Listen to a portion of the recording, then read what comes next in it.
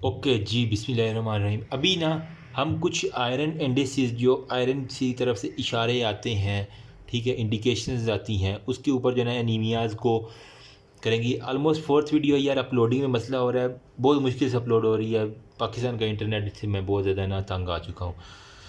Anyways, ये किस लिए आयरन इंडिसेस करते हैं, किस लिए? To rule out the iron deficiency anaemia. हमें पता चल जाता है कि ये आयरन डेफिशिएंसी एनीमिया है या कौन सा एनीमिया है, ठीक है।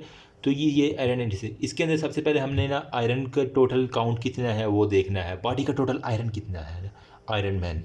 फिर ट्रांसफेरन देखनी है, आया कि आयरन तो है लेकिन उसको ले जाने वाली जो बस है, ट्रांसपोर्टर है, वो कितना है, ठीक है। तो ट्रांसफेरन जो होता है ना उसका लेवल चेक करना है।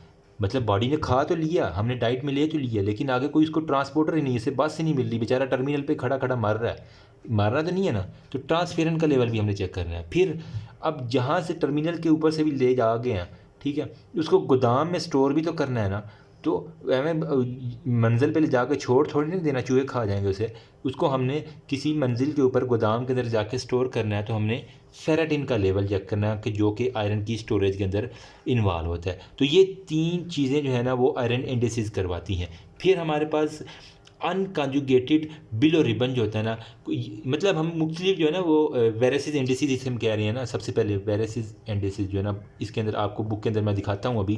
तो इसके अंदर अब सबसे पहले आयरन इंडिसेस, नंबर सेकंड पे है अनकॉन्जुगेटेड अनकॉन्जुगेटेड बिलो रिबन, ठीक है। तो ये क्या है? प्लस LDH प्लस हमारे पास हेप्टोग्लोबियन हो गया, ठीक है। LDH यहाँ पे क्या होता है? ये होता है लैक्टेट डिहाइड्रोजिनेज का लेवल, ठीक है, लैक्टेट डिहाइड्रोजिनेज। तो इन लेवल को चेक करना है नंबर सेकंड के ऊपर। अगर हमारे पास हीमोलिटिक एनीमिया होगा ना, तो ये इंडिकेट करवाएंगे ये वाले अनकंजुगेटेड बिलोरिबन का लेवल, LDH लैक्टेट डिहाइड्रोजिनेज का, और हेप्टोग्लोबिन मतलब जो लीवर से रिलेटेड है ना। तो वो क्या कराएगा हमें? हीमोलिटिक जितने भी एनीमियाज हैं उनकी आइडेंटिफिकेशन के लिए हेल्प हो।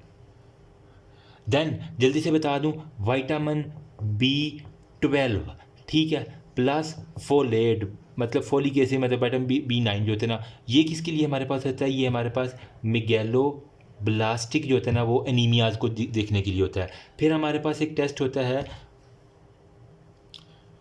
जिसे हम HB इलेक्ट्रोफोरेसिस कहते हैं, ठीक है, HB इलेक्ट्रोफोरेसिस कहते हैं, जिसके अंदर हमने हीमोग्लोबिन के अंदर जो 2 अल्फ़ा चेन है और 2 बीटा चेन है। आपको पता होगा अल्फ़ा के अंदर 141 अमाइनो एसिड होते हैं, बीटा के अंदर 146 अमाइनो एसिड होती है ना। तो इनको मल्टीप्लाई करें 2 से, इनको भी 2 से, ऑलमोस्ट 500 के बजाय 41 42 अमाइनो एसिड बनती है, ठीक है। तो इनको देखने के लिए हमने हीमोग्लोबिन इलेक्ट्रोफोरेसिस करते हैं। फिर हमारे पास एक होता है Coombs test, COOMBS, Coombs test, ये देखने के लिए कि RBCs के साथ एंटीबायोटिक्स तो नहीं लगी हुई, ठीक है। अगर एंटीबायोटिक लगी हुई है तो वो RBCs को डिस्ट्रॉय कर देंगे, अपने ही RBCs को। That's all about.